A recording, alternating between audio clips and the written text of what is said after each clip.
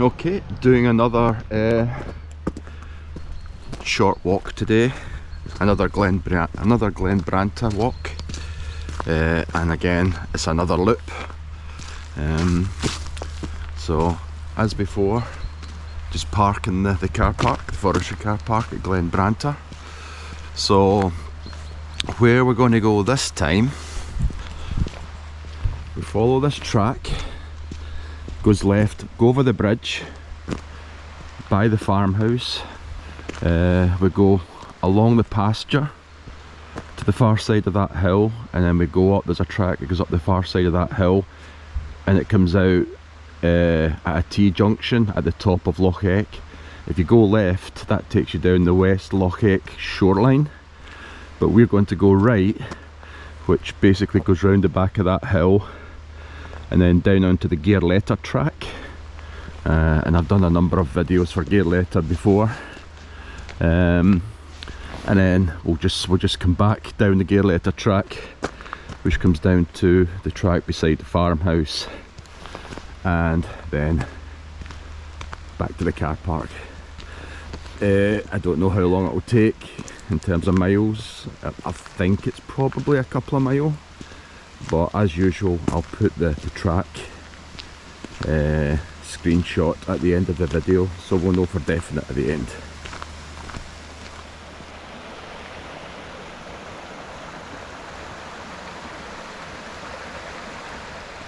I have to say, it's a beautiful afternoon, absolutely Baltic, but that low sun and the frost in the ground, it's just a lovely afternoon.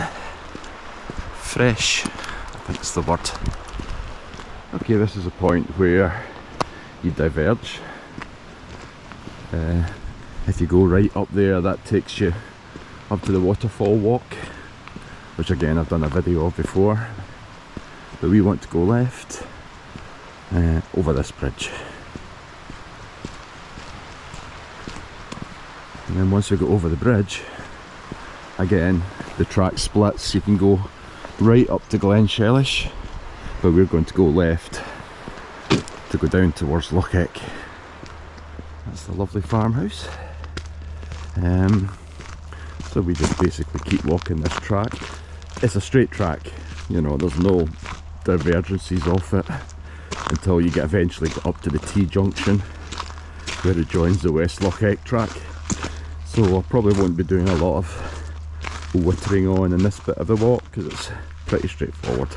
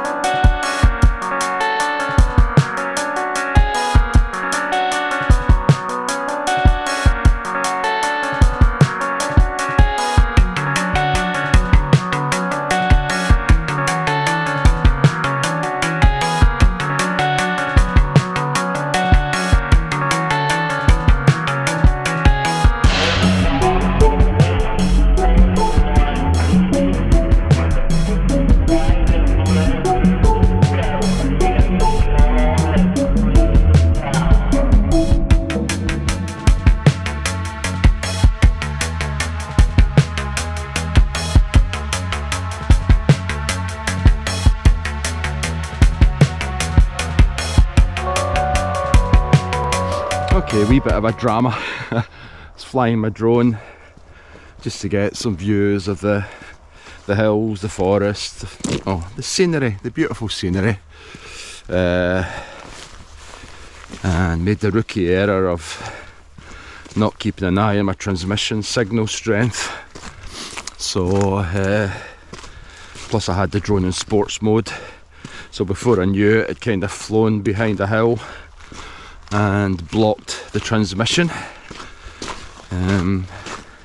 So it's landed, and for the first time in anger I'm using my Find My Drone feature, which is there, So I thought I'd managed to land it on a path, although I have to be honest, the video signal was breaking up big time. So there's a small possibility I may have to go climbing over barbed wire fences to get it, but we'll see. But we're getting close.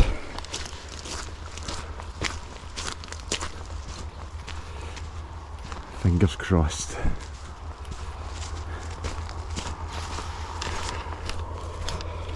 Almost there. Right, little drone, where are you?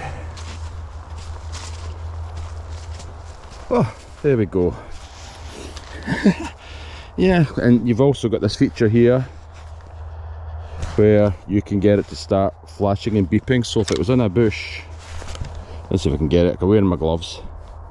Go on, start. See, it's not flashing and beeping because it's pretty much out of battery power. Oh, there we go. Which is a handy wee feature if you crash land and you know it's close but you can't actually find it. Right, well, after that wee drama, back on with the walk, I think. I was just thinking how undamaged this track was for the storms a month ago. But nope, this track did not escape it either. I think basically anywhere there's a stream or a river, there's going to be damage. So this is where the track starts to gain a little bit of height. Up to this point the track pretty much just goes along the valley floor. So it's not a great height we're going up, but this is a wee bit of the track where you have to work a bit harder. So this is us coming to the end of this bit of the track.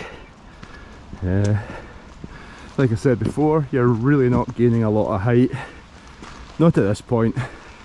On the way back you gain a little bit more height on the track back, and then after that it's all downhill, and the terrain's pretty good as well, so even if you get dodgy knees it's not too bad. But yeah, you can kind of see there, that's the track down West Loch Eck.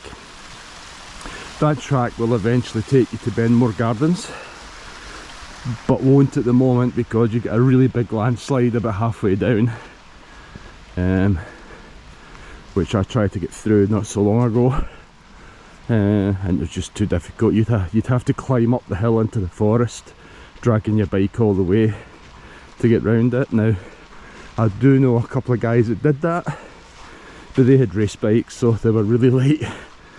My wee 22 kilogram bike plus all the other stuff that was on it, that was not going to happen.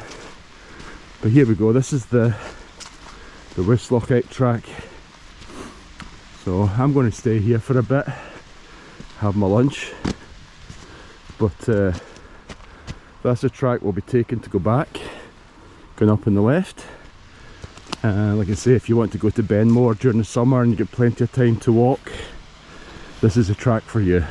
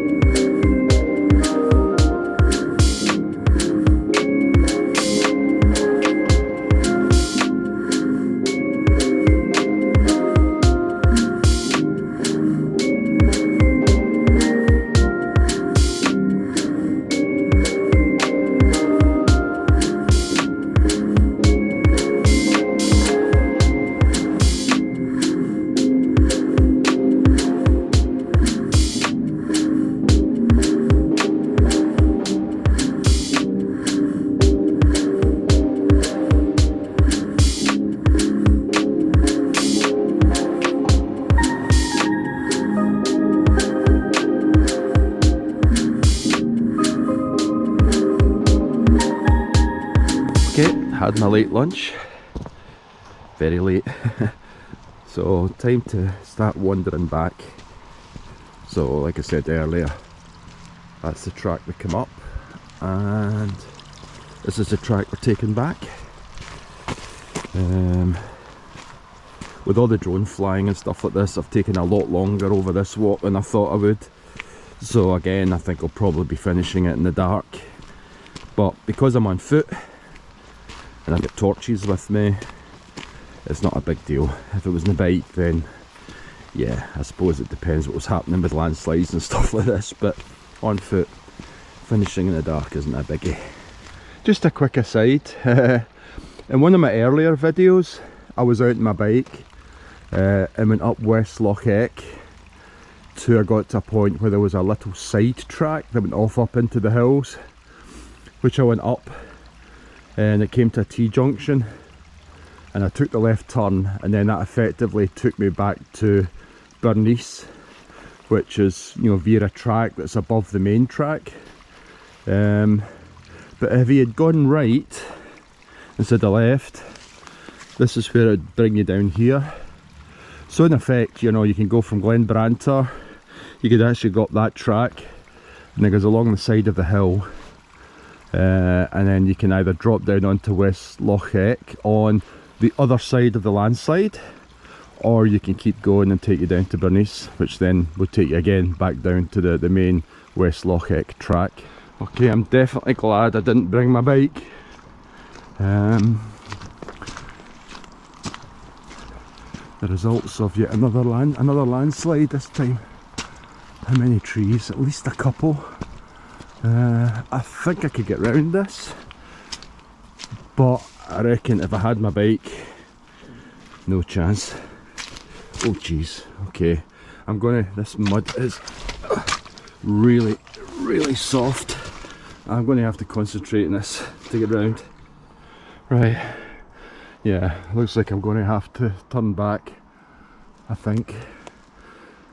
Try to get up that hill there, and the mud was so soft I immediately sank down up to my knees, and then when it came time to turn around and try and go back down the hill, basically one leg just would not move, so down I went. So yeah, no harm done, except my jacket, my trousers, my gloves are pretty muddy. I might have one more go. I mean, the ground's so soft that the footprint I get stuck in is already covered over.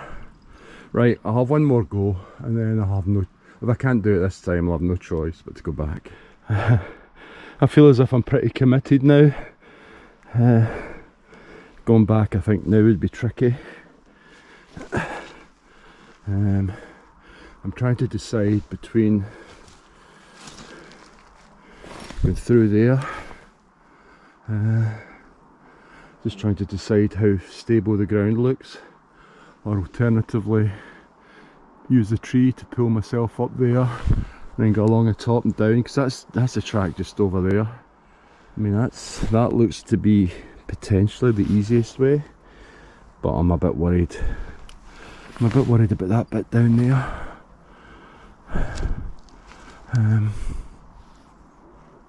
No, because of all the green in the ground there, it's going to be a lot more stable, so I'm going to go up there and along and down. Right, pulled myself up here, so I'm onto slightly more stable ground, but my problem now is how to get down there, because it's a steeper drop than I thought.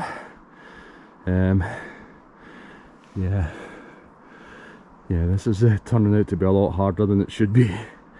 Okay, better get a move on, it's starting to get really dark. Yes, I decided to come through the forest a little bit further, and whilst that's still steep, it looks a lot better than those bits there. So there's a slight gradient as well, so if I do slip and fall, it should just be a case of getting a really muddy bum. So, made it down. There's only one bit that you probably can't see that. Let me get my torch on. Except, my torch is acting up as well. So, that's the only bit that gave way when I was coming down. So slipped to the bottom, but it was only like a 5-foot slide. So, apart from some mud, it's all good. But I am really hoping there's no other landslips as bad as that one, because I couldn't go back through that, so I've kind of burnt a bridge.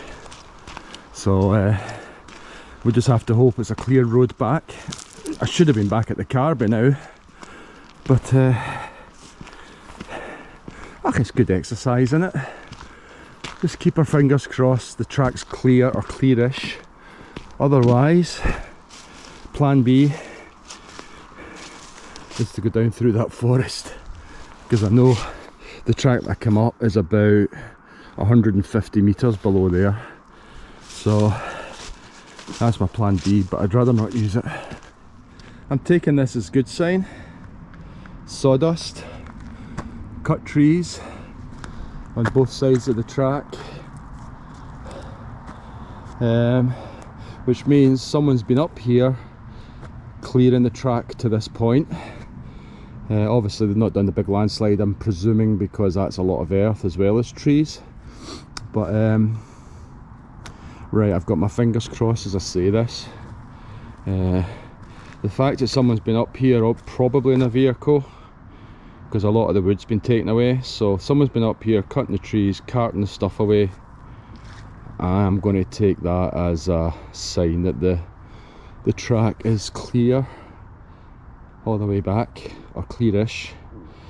And oh, please don't let me, I've just cursed myself by saying this. I'm starting to feel quite positive now. I recognise this curve. It overlooks Glenbranter. I don't think we'll be gaining much more height now.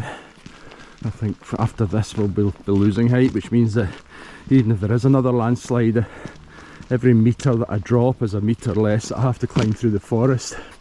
But if I remember rightly, shortly after this curve, I think they've cut down all the, they've harvested all the trees. I think, I'll soon find out. But if that's the case, if there is a landslide, it'll mostly be earth and rocks rather than trees. And it's the trees that really make it difficult to get by. No, it must be the next corner that all the trees are cut down. But we're getting close, because I can see gaps through the trees up there, which you wouldn't be able to see if it was all trees up there. Yes, I'm closing the track with warning tape. Happened a little bit too late for me. I don't understand why they didn't have this at the start of the track where I had my lunch. If they had one of these across the start of the track, then I probably wouldn't have come this way. But then again, maybe I would have, to be honest. Well, things are starting to open up a bit now. Starting to see some clear sky. And yeah, they've harvested trees up there, and it looks like it's a mixed growth. So they put sort of more native stuff up there. Right, I think I know where I am in this track, so I'm going to put all my money in black and say I would be incredibly surprised if I see another landslide between now and me getting down to Glenshellish, or Glenshellish. I keep getting into trouble from people for pronouncing Bernice and Glenshellish wrong, but here we go. Is that not a fantastic... well, I'm not even sure you can see this in the dark, but is this gate not a fantastic sight? Because it signifies I'm off that track And this GoPro really does not do very well in the dark, but it signifies I'm off that track, and there's the Glenshellish / Glenshellish road. Okay, that's me back at the car now. It's usually at this point in the video I show you the route we took. So that's where we started. Hold on, it's difficult. Yeah, that's where we are now, and that's where we started off. So you can kind of see we walked along the valley and we got to the point there above Loch Eck. Unfortunately, the route stops there, and that's where the landslide was, and that's where I fell. So I don't know, obviously something happened when I fell that basically knocked the tracking off, or stopped the route recording. So yeah, I don't have a full route to show you, I'm afraid, which is a bit annoying. But basically from the landslide there, you would follow that track along there, keep going, and then we come down, and then that's basically where the gate is, just there. And then you basically follow all the way back, and then back to the car. So I don't really know how long the route is, to be honest. If I look at my watch, according to my watch, it's 10,000 steps. So I don't know, what's that? I think it's about 2,000 steps to the mile or something like that. So I don't know, 5 miles? Or is it 3,000 steps? 3,000 steps to the mile. So it's just over, it's about 3.5 miles. So, but yeah, sorry, it's not even much point doing a screenshot of this, I'm afraid. That would just have to be enough to show you where you start. I mean, let's be honest, once you get to there, you can't really go wrong. You just follow the track until you get down to the T-junction and then turn right, and that's all you really need to do. And at that point you're back to where you already were. So it's an easy, you could follow this, and that should be good enough, I think. As it turned out, once I got off clear of the trees, I didn't actually need my torch, because the moon came up, and the moon gave enough light that I could actually see where I was going without the torch. So that's good as well, given that my torch was also starting to act up. Anyway, thank you very much for watching. See you later.